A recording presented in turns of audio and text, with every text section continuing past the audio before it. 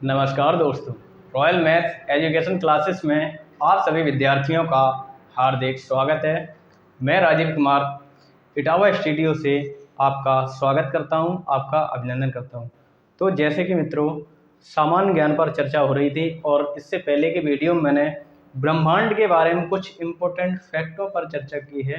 अगर आप लोगों को वो इम्पोर्टेंट फैक्ट अच्छे लगे हों तो ज़्यादा से ज़्यादा वीडियो को शेयर कर दें और लाइक भी कर दें। ऐसा नहीं कि मैंने उस वीडियो में पूरा ब्रह्मांड समझा दिया, मैंने इम्पोर्टेंट फैक्ट उसमें चर्चा की है, फैक्ट लिखवाए हैं जो कि परीक्षा की दृष्टि से बहुत इम्पोर्टेंट है। जैसे कि उसमें मैंने बताया है कि जो तारे होते हैं, ग्रह होते हैं, उपग्रह होते हैं, या हम कहते हैं उल्कापिंड होते हैं, इन सब बारे में मैं चर्चा करने वाला हूँ। तो तारे के बारे में आज चर्चा हो गई। तो सबसे पहला तारा मैं लिखाने जा रहा हूँ, जो तारा है सूर्य। जी हाँ, सूर्य एक तारा है। सूर्य क्या है? एक तारा है। और कल मैंने चर्चा की थी कि प्रॉक्सिमा सेंचुरी भी एक तारा है, लेकिन हमारे पृथ्वी के जो नज़दीक तारा है वह सूर्य है। सूर्य हमारे पृथ्वी के बहुत नज़दीक तारा है और इससे पहले नज़दीक तारा कोई भी तारा नहीं है। तो आज मैं इस वीडियो में आपको सूर्य के बारे में कुछ इम्पोर्टेंट फैक्ट बताऊंगा। तो जुड़ जाएं वीडियो से, लाइक कर दें वीडियो को, शेयर कर दें वीडियो को, और जिस मेरे मित्र ने अभी तक चैनल को सब्सक्राइब नहीं किया है उससे मेरा आग्रह है कि वह इस चैनल को सब्सक्राइब भी कर ले।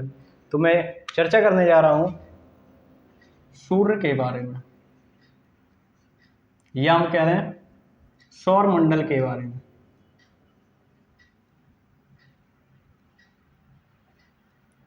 सौर मंडल के बारे में।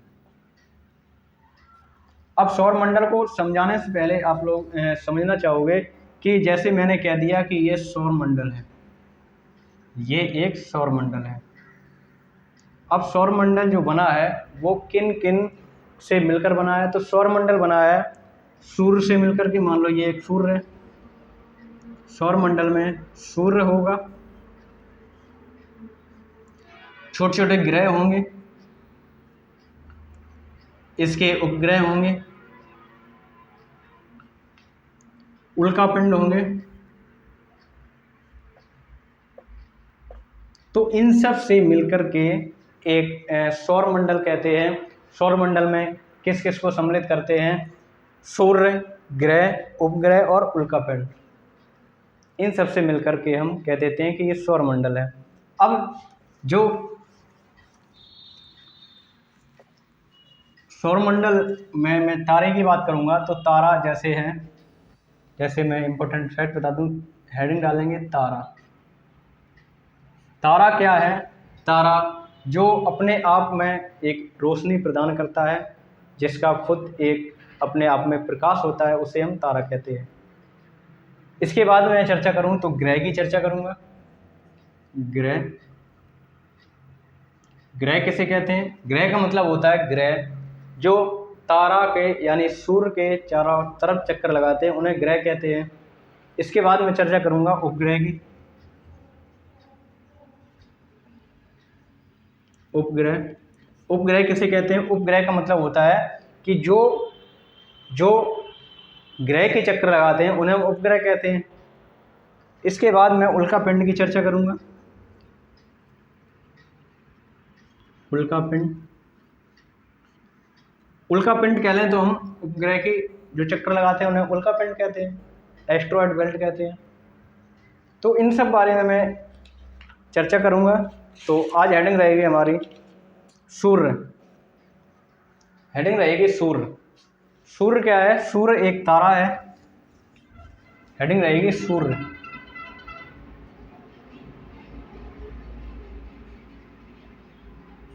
सबसे पहले लिखेंगे सूर्य एक तारा है। सूर्य एक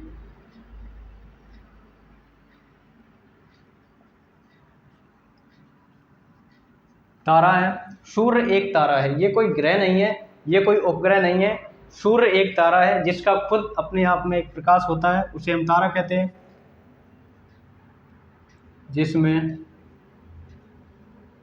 जिसका स्वयं का प्रकाश हो। सूर्य एक तारा है जिसका स्वयं का प्रकाश है। तो तारा जो होता है उसमें स्वयं का प्रकाश होता है, उसमें कुछ गैसें पाई जाती हैं, जैसे हमारे वायुमंडल में गैसें पाई जाती हैं, nitrogen gas, oxygen gas, carbon dioxide gas या अन्य गैसें, ओजोन वगैरह। तो इसी प्रकार से सूर्य में भी गैसें पाई जाती हैं। तो इसके एक दो पॉइंट लिखेंगे, जैसे कि पहले लिख दिया, सूर्य एक तारा है। अगर हम लिखना चाहें तो एक पॉइंट और है, सूर्य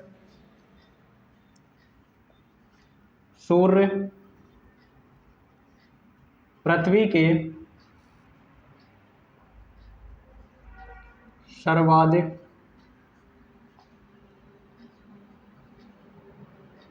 निकट का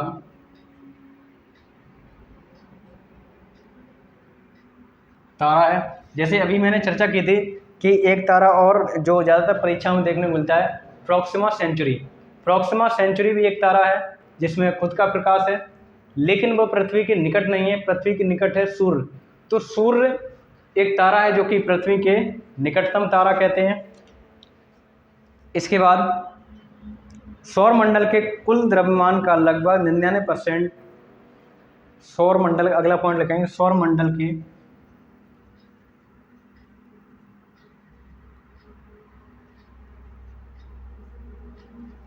मंडल के जैसे हम कह लें, जो अभी मैंने बताया था कि जो सौर मंडल मैंने समझाया था, पूरा एक गोल बनाया था।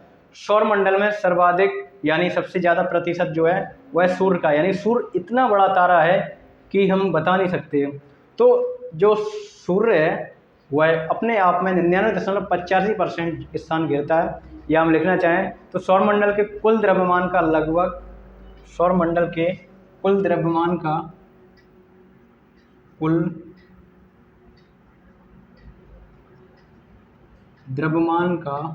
लगभग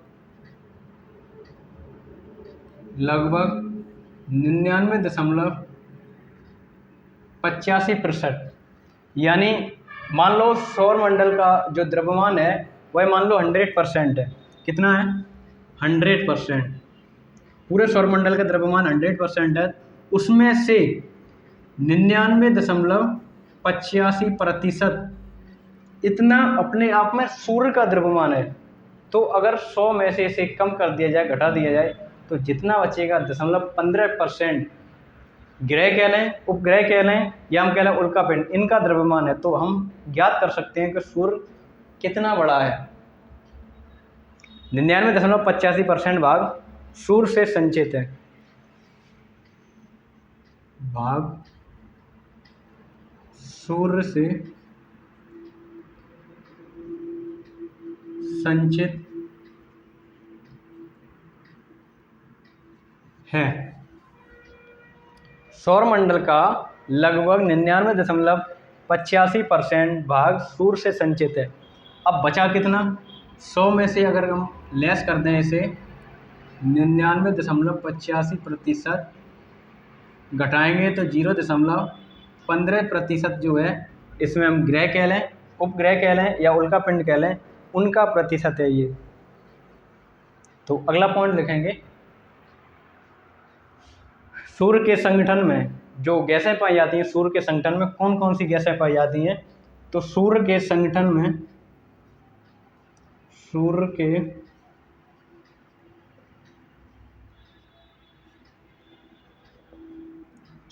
में गैसों का जो प्रतिशत है, सबसे पहले हाइड्रोजन गैस कह लें।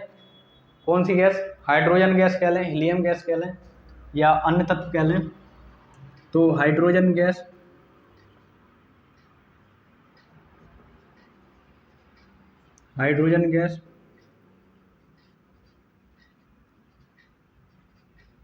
हीलियम गैस कह लें, या फिर अन्य तत्व कहते हैं। तो सूर्य के संगठन में ये 3 गैसें इम्पोर्टेंट हैं। इसमें से 2 गैस जो है, हाइड्रोजन गैस और हीलियम गैस, बहुत इंपॉर्टेंट है। लेकिन इनका प्रतिशत परीक्षा की दृष्टि से बहुत इंपॉर्टेंट है। इनका प्रतिशत पूछा जाता है कि सूर्य में हाइड्रोजन गैस का कितने प्रतिशत भाग है या हीलियम गैस का कितने प्रतिशत भाग है। तो लिखेंगे हाइड्रोजन है जो है 71% भाग है हाइड्रोजन का, 71% भाग हाइड्रोजन का है। हीलियम का 26.5% 26.5%,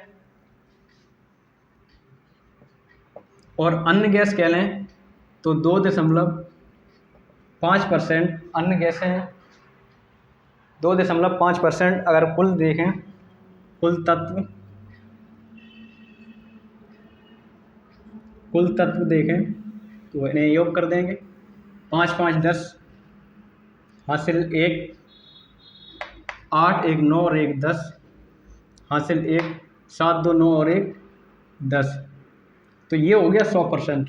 कुल तत्व यानी जो सूर्य है उसका कुल प्रतिशत है 100, जिसमें से हाइड्रोजन गैस का प्रतिशत है 71%, हीलियम गैस का प्रतिशत है 26.5%, और अन्य जो तत्व हैं, अन्य गैसें हैं, उनका प्रतिशत है 2.5%। तो आप लोग इनका स्क्रीनशॉट ले लें या नोट कर लें। बहुत इंपॉर्टेंट फैक्ट हैं, जितने भी फैक्ट लिखाए हैं 3 या 4 बहुत इंपॉर्टेंट फैक्ट हैं, आप लोग इन्हें नोट कर लें।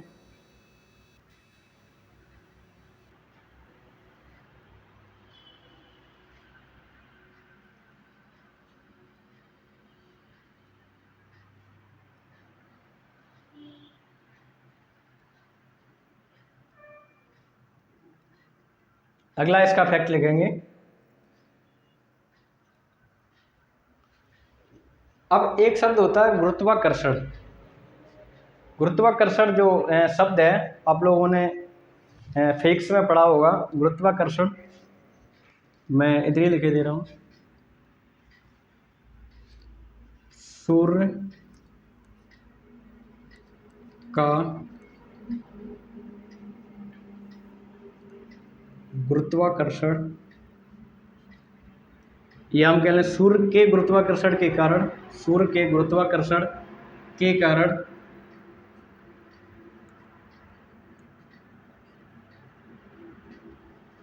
अन्य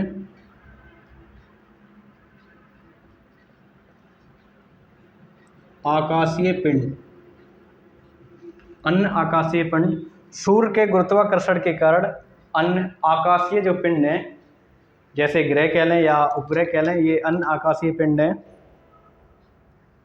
इसकी परिक्रमा करते हैं। इसकी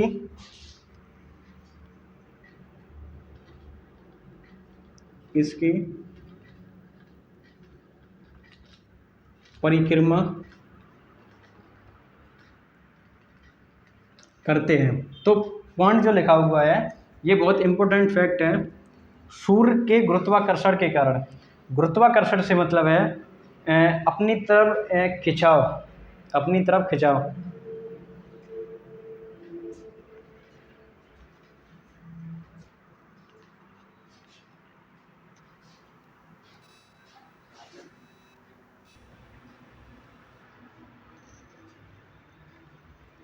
तो एक शब्द लिखा हुआ है गुरुत्वाकर्षण। गुरुत्वाकर्षण एक बल होता है, जैसे कि आप लोगों ने देखा होता है, जैसे कि आम का पेड़ हो, आम जब भी पक जाएगा अपने आप अगर गिरेगा तो नीचे ही गिरेगा। यानी पृथ्वी का गुरुत्वाकर्षण है जो आम को अपनी तरफ खींचती है।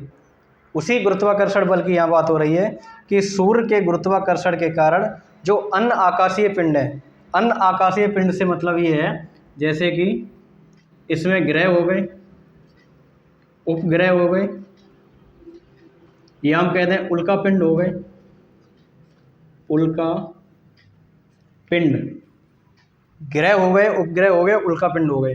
तो जो अन्य आकाशीय पिंड हैं इसकी परिक्रमा करते हैं। किसकी? सूर्य की परिक्रमा करते हैं। मैंने अभी बोला है कि जो ग्रह होते हैं वह सूर्य की परिक्रमा करते हैं, इसलिए उपग्रह कहे जाते हैं, और जो उपग्रह होते हैं वह ग्रह की परिक्रमा करते हैं। तो ये परिक्रमा इसीलिए करते हैं क्योंकि सूर्य का जो गुरुत्वाकर्षण बल है वह अपनी तरफ खींचता है। जैसे मान लो ये सूर्य है, ये सूर्य है, और आगे मैं पढ़ाऊंगा जो 8 उपग्रह हैं, 8 उपग्रह हैं इस प्रकार के, पृथ्वी है, बृहस्पति है, और भी उपग्रह हैं इस प्रकार के। ये आपस में ऐसे ही चक्कर लगाते हैं सूर्य का। तो चक्कर लगाते क्यों हैं? ये अपनी कक्षा से बाहर क्यों नहीं जाते? क्योंकि इस सूर्य का जो गुरुत्वाकर्षण है, गुरुत्वाकर्षण बल है, वह अपनी तरफ इन ग्रहों को खींचता है। तो वही ये बात कही गई है कि सूर्य के गुरुत्वाकर्षण के कारण अन्य जो आकाशीय पिंड हैं वह सूर्य की परिक्रमा करते हैं। तो आप लोग नोट कर लें या स्क्रीनशॉट ले लें, इसके बाद देखेंगे अगला।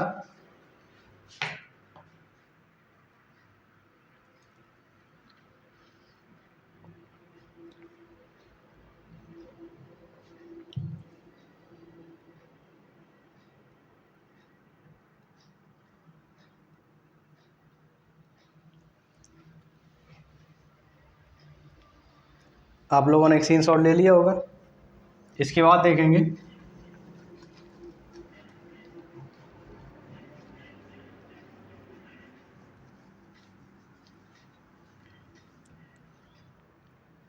जैसे हम लोग देखते हैं कि जैसे पूर्णिमा पड़ती है या अमावस्या पड़ती है तो कहते हैं कि ग्रहण लग रहा है, सूर्य ग्रहण है या चंद्र ग्रहण है। जब चंद्रमा की बात करूंगा तो उसमें चंद्र ग्रहण की बात करूंगा। यहाँ पर मैं सूर्य की बात कर रहा हूँ तो सूर्य ग्रहण की बात कर रहा हूँ। जैसे ये सूर्य बना हुआ है, सूर्य हम लोग देखते ही हैं, ये सूर्य बना हुआ है। सूर्य का ग्रहण तब मानते हैं जब उसका कोई एक भाग मान लो काला दिखाई दे रहा है। कोई भी एक भाग अगर काला दिखाई दे रहा है तो उसे कह देते हैं हम लोग सूर्य ग्रहण। लेकिन इस काले भाग को ये मान लो ये कोई काला भाग है, ये छायादार भाग है, काला भाग है, इस काले भाग को कहते क्या है? इस काले भाग को कहते क्या है? इसे क्रीट के नाम से जाना जाता है, जो परीक्षाओं में काफ़ी बार देखने को मिलता है। तो इसका एक पॉइंट लिखेंगे, सूर्य ग्रहण के समय, सूर्य ग्रहण के समय सूर्य का दिखाई देने वाले भाग को, दिखाई देने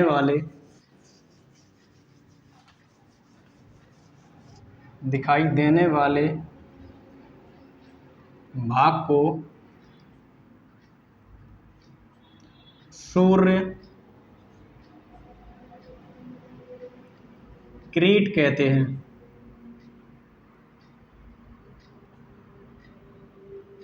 सूर्य क्रीट कहते हैं। अब परीक्षा की दृष्टि से इम्पोर्टेंट ये है कि सवाल देखने को मिलेगा कि सूर्य के ग्रहण के समय सूर्य में दिखाई देने वाले भाग को क्या कहते हैं। 4 ऑप्शन होंगे। एक ऑप्शन ऐसा होगा सूर्य क्रीट, तो हम लोग टिक करेंगे सूर्य क्रीट पर। अब इसके बाद अगले फैक्ट पर मैं चर्चा करने जा रहा हूँ। अगला है सूर्य के कोरोना से बाहर की ओर, सूर्य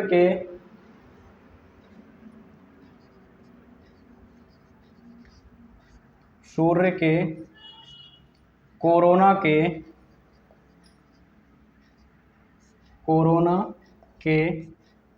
बाहर की ओर। अब यहाँ पर एक शब्द आया है कोरोना। इसका मतलब कोई बीमारी नहीं है, जैसे अभी कोविड-19 चल रहा था, ये बीमारी की बात नहीं हो रही है।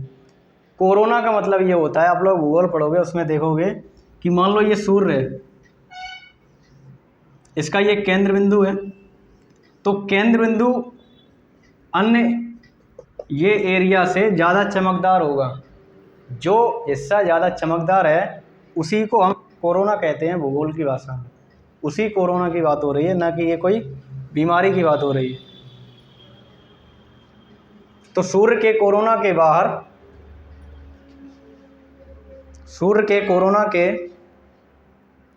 बाहर की ओर प्रभावित होने वाली प्रोटॉन की धाराओं को, बाहर की ओर प्रभावित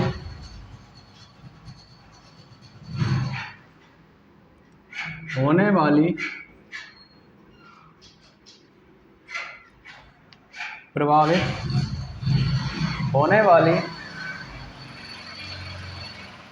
प्रोटॉन की धाराओं की, प्रोटॉन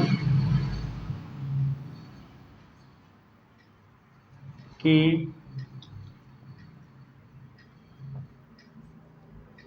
धाराओं की सूर्य के कोरोना के बाहर की ओर प्रभावित होने वाली प्रोटॉन की धाराओं की सौर पवन धाराओं को सौर पवन कहते हैं।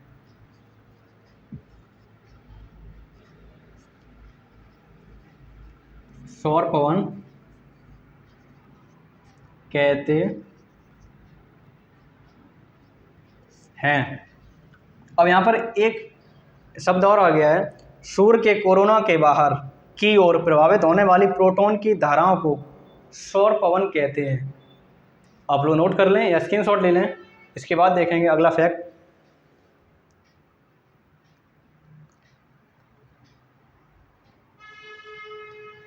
अगला फैक्ट है, सूर्य के कोरोना में स्थित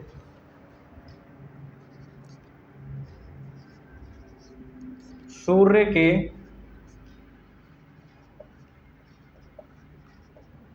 कोरोना में स्थित, जैसा ये बताया था कि कोरोना का मतलब ये होता है कि सूर्य का चमकदार भाग, तो सूर्य के कोरोना में स्थित काली रेखाओं को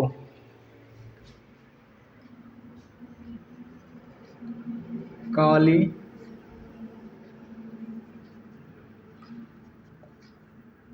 रेखाओं को क्या कहा जाता है? फॉग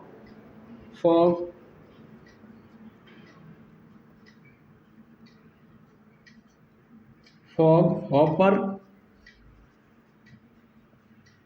रेखाएं कहते हैं। फॉग हॉपर रेखाएं कहते हैं। सूर्य के कोरोना में स्थित काली जो रेखाएं होती हैं, यानी जो कोरोना भाग है सूर्य का, उसमें जो काली रेखाएं होंगी, उन रेखाओं को क्या कहेंगे? फॉग हॉपर रेखाएं कहते हैं। आप लोग ये पॉइंट नोट कर लें। अगला पॉइंट है, जैसे कि कल भी चर्चा की थी मैंने इसकी, पृथ्वी के निकटतम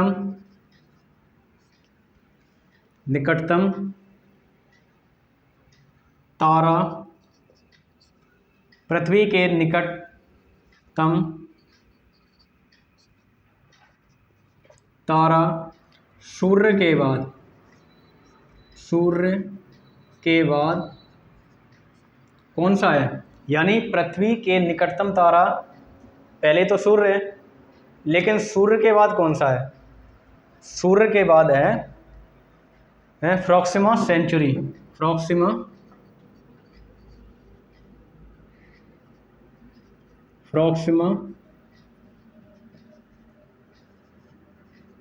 सेंचुरी। पृथ्वी के निकटतम तारा सूर्य है, और सूर्य के बाद कौन सा तारा है? तो पृथ्वी के निकटतम तारा जो है सूर्य के बाद प्रोक्सिमा सेंचुरी है। ये काफ़ी बार परीक्षाओं में देखा गया है कि सूर्य के बाद पृथ्वी के निकटतम तारा कौन सा है? तो प्रोक्सिमा सेंचुरी है। आप लोग नोट कर लें, स्क्रीनशॉट ले लें।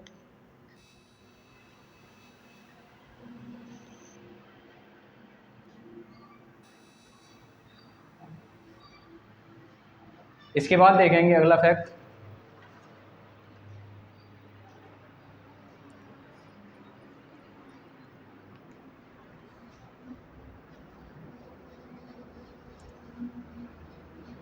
अब जो ये सूर्य है, जैसे मान लो ये सूर्य है, गोल है, ये अपनी परिक्रमण जो अवधि है वह कितनी है? यानी अपने आप में जो घूमता है वह कितने वर्ष में घूमता है? तो ये भी लिखेंगे, सूर्य के परिक्रमण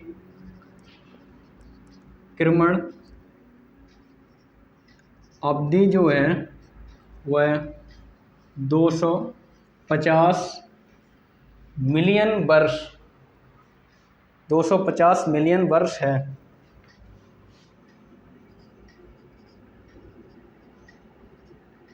250 मिलियन वर्ष है। यानी मान लो ये सूर्य है और ये जब अपने अपने चारों ओर चक्कर लगाता है तो कितने वर्षों में लगाता है, तो ये 250 मिलियन वर्ष में ये इसकी एक परिक्रमण अवधि है जो परीक्षा में पूछी जाती है। इस प्रकार की आप लोग नोट कर लें या स्क्रीनशॉट ले लें। तो मित्रों ये एक तारे की बात हुई है, यानी सूर्य के बारे में मैंने चर्चा की है। एक एक फैक्ट बहुत इम्पोर्टेंट है। अब मैं इसके बाद का जो वीडियो बनाऊंगा उसमें ग्रह की चर्चा करूंगा। तो ग्रह कौन कौन से ग्रह हैं,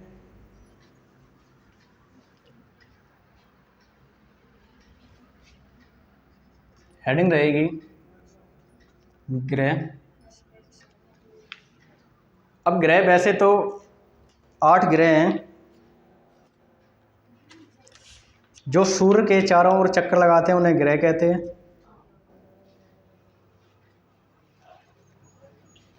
ऐसा पिंड,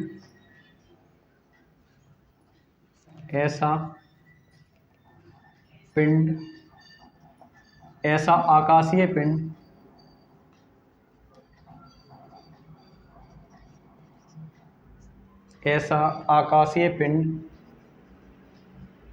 जो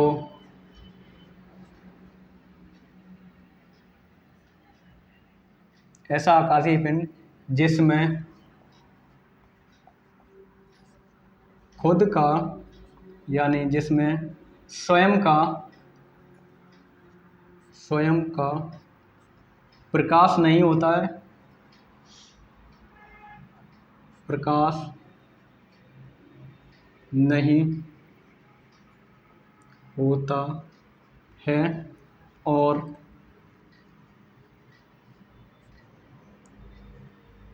किसी तारे या हम कह लें सूर्य भी एक तारा है, किसी तारे यानी सूर्य का चक्कर लगाते हैं या लगाता है। तो ऐसा आकाशीय पिंड या ऐसे आकाशीय पिंड जिसमें स्वयं का प्रकाश नहीं होता है और वह सूर्य के चारों ओर चक्कर लगाते हैं, उन्हें तो कहते हैं ग्रह। और कौन कौन से ग्रह हैं, ये 8 ग्रह होते हैं। ग्रहों की संख्या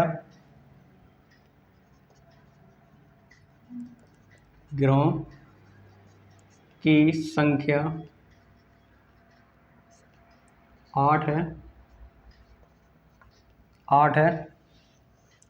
ग्रहों की संख्या 8 है। कौन कौन से 8 हैं, बुध, शुक्र, पृथ्वी, मंगल, जैसे हम कह लें बुध, शुक्र,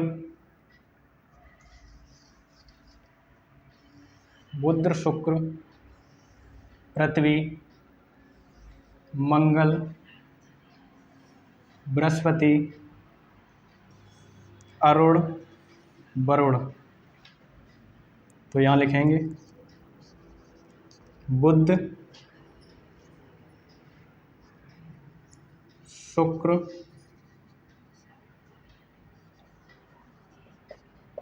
पृथ्वी, मंगल,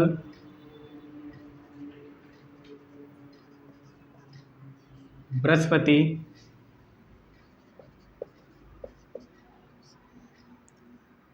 बृहस्पति के बाद शनि,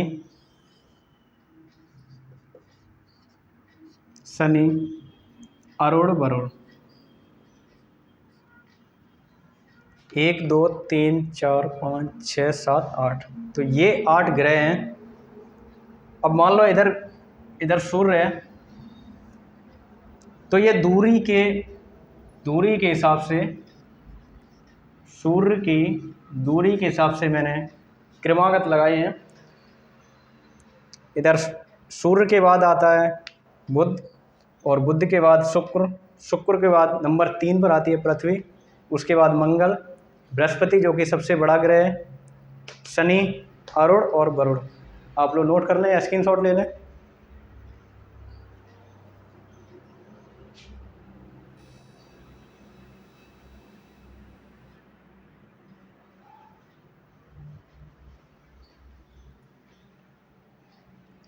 तो मित्रों, आज के लिए इतना ही। मिलते हैं अगली वीडियो में। तब तक के लिए आप लोग वीडियो को शेयर करते रहें, लाइक करते रहें।